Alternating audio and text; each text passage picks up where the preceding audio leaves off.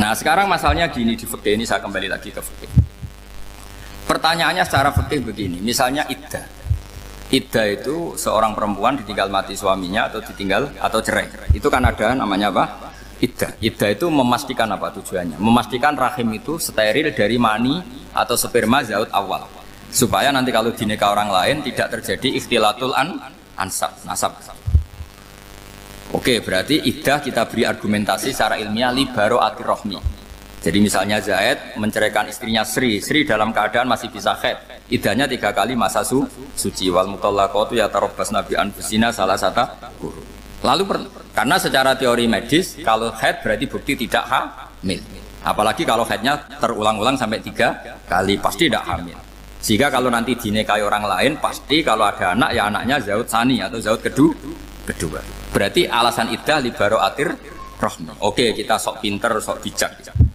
Pertanyaannya adalah sekarang sudah baru 1 bulan suaminya di Malaysia nggak pernah ngumpuli, dicek di medis juga berbukti tidak hamil, apakah boleh tanpa iddah? Semua ulama mengatakan tidak boleh, tapi ini kan rahimnya jelas bersih ya, karena iddah itu nuruti perintah pangeran, pokoknya tetap iddah 3 kali masa suci, 3 kali masa suci atau masa haid, itu ada perdebatan ulama. Tapi kan ini terbukti bersih Gus. Meskipun terbukti bersih, kata Allah harus iddah 3 bulan atau berapa? Kira-kira 3 bulan, 4 bulan ya tetap harus iddah. Kowe milih mana? Sok pinter, Gusti. Berhubung ini, pangeran buat terang gitu. Berhubung. Jadi Tuhan apa Pak Wari? Berhubung Gusti. Ini jelas steril dari sperma zaut awal. Nggak usah iddah Gusti. Sama aja kamu disuruh majikan kamu ikhla hadis safra. Berhubung nggak ada apa-apa, nggak usah ya. Kira-kira mangkel nonda budak yang seperti itu. Mangkel.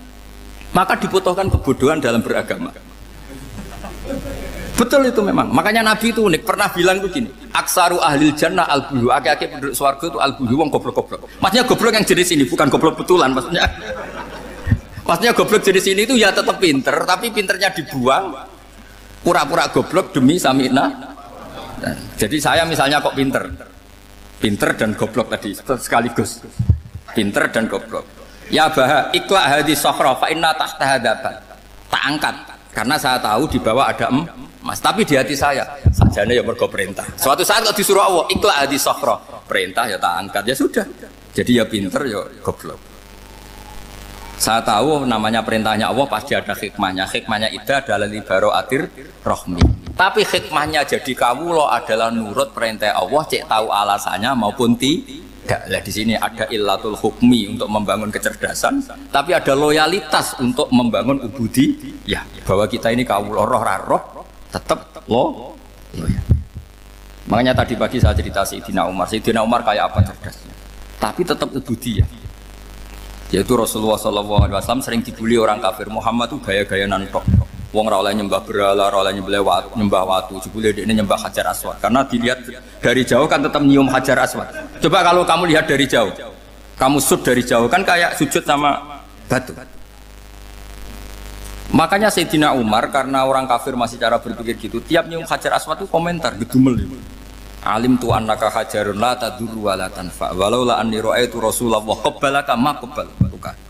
Aku roh nak watu, raman doroti, raman faati. Kalau saja saya tidak melihat Nabi nyium kamu, saya tidak sudi nyium kamu. Jadi tidak berdoa, doa mustajab itu tidak berutuh. Karena apa? Umar tahu ini masalah secara tauhid. Kalau saya doa di depan Hajar Aswad nanti dikira syirik karena berdoa di depan batu. Tapi kalau saya tidak nyium, nyulayani sunnah Rasul, yaitu nyium Hajar, wis tengah-tengah nyium sambil gerutu, itu sudah kompromi. Ya nyium tapi gerutu. Kayak apa? Makanya ya cerdas tapi ya goblok tadi ya cerdas. Itu uniknya Rasulullah. Jadi muji orang pintar ya sudah langit. Tapi Nabi pernah dalam satu hadis mengatakan aksaru ahlil jannah al-bulbu. Aki-aki penduduk swarga itu orang-orang bodoh. Artinya orang bodoh itu bukan bodoh betulan. Dia meninggalkan akalnya demi loyalitas ubudiyah. Nah, untuk menutup sesi ini terakhir betul, tak tutup selain ini selesai. Untuk menutup itu bukti begini, perang Badar itu perang yang nggak mungkin dimenangkan umat Islam karena orang kafir itu 1000 dengan pasukan full, dengan peralatan perang full. Rasulullah itu tahun kedua Hijriah itu pasukannya hanya 313. Itu pun pedang itu untuk orang 5 itu hanya ada pedang 1. Jadi kalau mau dibaca orang, sih kamu nilai pedangnya aku. Itu kan nggak kebayang perang dalam keadaan seperti itu. Jadi mesti kalah, orang kok mungkin kalah, mesti. Tapi Nabi tetap bilang, saya ini disuruh Allah perang, ya harus berangkat. Yaitu perang Badar. Kata para sahabat, ya Rasulullah ini nggak masuk akal, sudah nggak usah perang, ini nggak masuk akal, mau setor nyawa. Sudah gitu dadaan, nggak ada persiapan. Lucunya apa? Sahabat itu ketika Nabi tetap berangkat. La akhrujanna walau waqti. Nabi menginginkan saya tetap berangkat meskipun sendiri. Setelah Nabi berangkat sekian meter, tuh sahabat ikut semua. Kata Nabi, lah kamu kok ikut? Ya ikut saja. Kata kamu mesti kalah. Ya anggap saja setor nyawa. Demi loyalitas pada jenengan. Itu makanya nggak ada periode sebaik periode sahabat. Tapi yang gerutunya jalan. Karena gerutu ini bawaan ilmiah. Makanya kita loyal sama presiden. Tapi yang nggak cocok ya gerutunya jalan. Tapi bawaan mencintai Indonesia tetap jaga stabilitas. Itu bawaan cinta Indonesia, bukan cinta pejabatnya kadang. Gerutunya jalan, tapi bawaan loyal sama Indonesia tetap mengaku. Bawaan loyal sama Rasulullah tetap ikut perang. Bawaan akal karena nggak masuk akal ya gerutu. Dan itu uniknya Quran itu mengapresiasi itu dan dianggap nggak masalah. Saya bacakan ayatnya. Kama akhrajaka rabbuka min baitika bil haqq wa inna fariqam minal mu'minina lakarihun yujadilunaka fil haqqi ba'dama tabayyana ka'annama yusaquna ilal mauti wa hum yanzurun. Peristiwa Badar ada peristiwa kamu itu keluar untuk perang. Sahabat kamu ngikuti, tapi mereka lakarihun, enggak senang sebetulnya. Karena enggak masuk akal. Ya geremeng tapi ya derek. Yujadilunaka fil haqq, mereka mendebat kamu dalam kebenaran. Jadi ya Rasulullah wong perang karuan kalah jenengan lakoni alasane nopo? Lah kok melok? Ya saya harus ikut jenengan Nabi. Itu unik. Kalau orang sekarang mana mau, kalau nggak masuk akal nggak mau melakukan. Coba misalnya istri kamu belanjanya dikurangi, anggap saja petualangan latihan hidup di masa lalu, nggak mau. Padahal petualangan itu hal yang indah. Petualangan itu kan hal yang indah, kan nggak mau. Oh ngirit aja alasan. Tapi lucunya kalau dijak camping bermiskin-miskin di hutan mau. Karena karpe dewe, tapi nak suami yang ngongkon. Ayolah seminggu ini kita model miskin, anggap saja petualangan masa lalu. Enggak mau.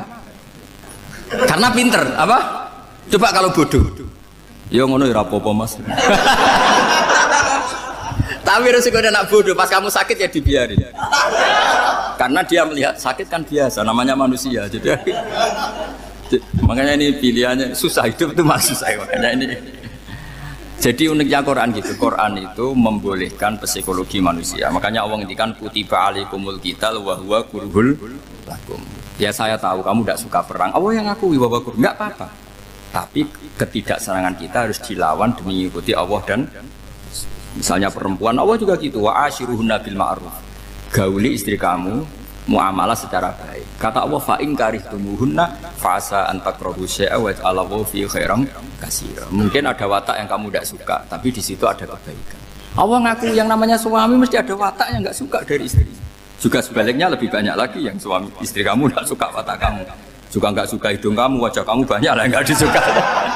Tapi demi kestabilan negara suami istri ini, mereka loyal, justru itu bagus. Maka jagalah ilmu, juga jagalah loyalitas.